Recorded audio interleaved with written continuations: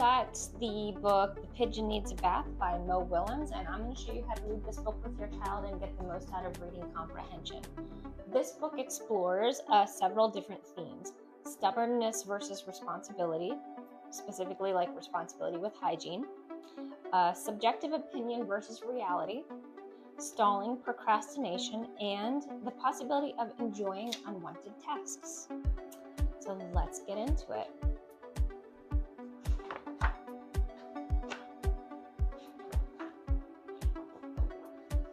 All right, the first question is a central idea question. Ask yourself, what problem is Pigeon facing? Here, the problem we have is that Pigeon believes that his subjective opinion, the fact that his opinion that he is not dirty, he believes that that is a fact, and he's being very stubborn about it.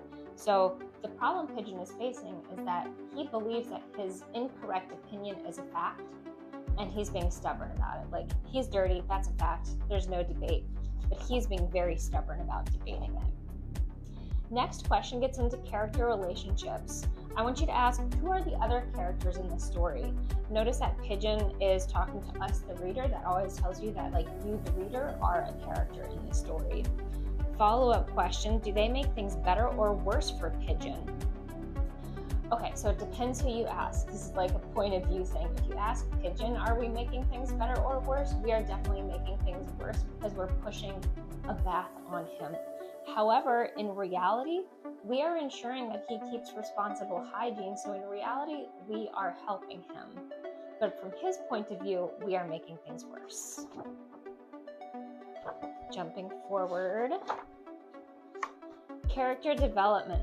How has Pigeon been behaving in the beginning of the book so far? So, like, how's he doing? He is being very stubborn about something that clearly needs fixed, right? This is the his subjective opinion that he is not dirty and doesn't need a bath. He's just wrong, but he's being very stubborn about it. And he is just dragging it on. So we've got procrastination. He's procrastinating, taking care of something that needs to be taken care of. So he's stubborn, and he's procrastinating, and he's believing something that simply isn't true. Vocabulary development. On this page, we've got the word coincidental. So you can ask your little reader, what does the word coincidental mean? This is a situation like the picture is not going to help you with the vocab word. The text is not going to help you with the vocab word. The vocabulary strategy that is going to help you here is replacing the unknown word with a known word. So when you read it, you can just be like, oh, is there a word that we can fit in here that would like keep the context the same? And you would probably come up with a word like accidental or like not on purpose for the word coincidental. All right, central idea.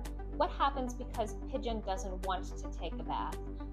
This is the first time that we have a consequence. Pigeon is finally facing a bit of a consequence because of his stubbornness to believe this idea that is just false, that he doesn't need to take a bath. What is that consequence? The flies don't want to hang out with him. The flies say, let's get out of here. The flies even tell him to take a bath.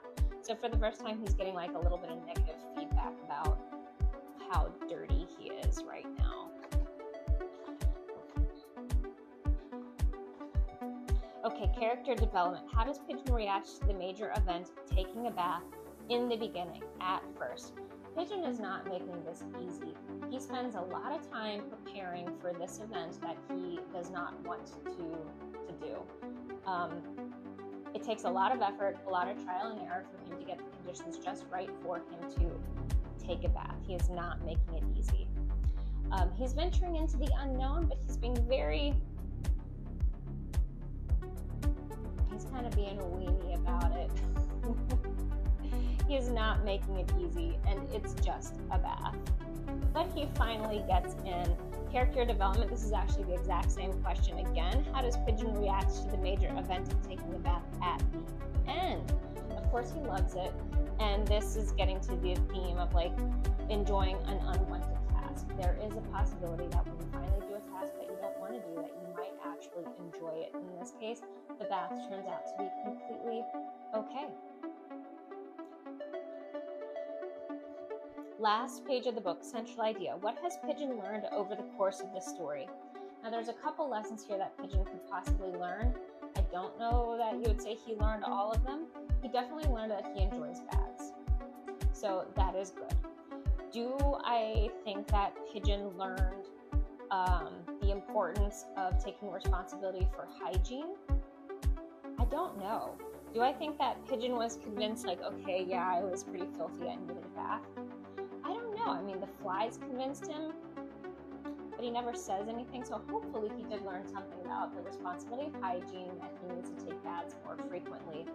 But at least he did learn that he does like baths, so this task that he was putting off and procrastinating actually turned out to be an okay task. He was fine in the end. He enjoyed himself. So that is the end of Pigeon Needs a Bath. If you have a very young reader, it can be important to trace the words with your finger. This is going to help print awareness. That way your very young reader understands that these squiggly black lines on the page are actually the words that you are saying, not like part of the picture or something.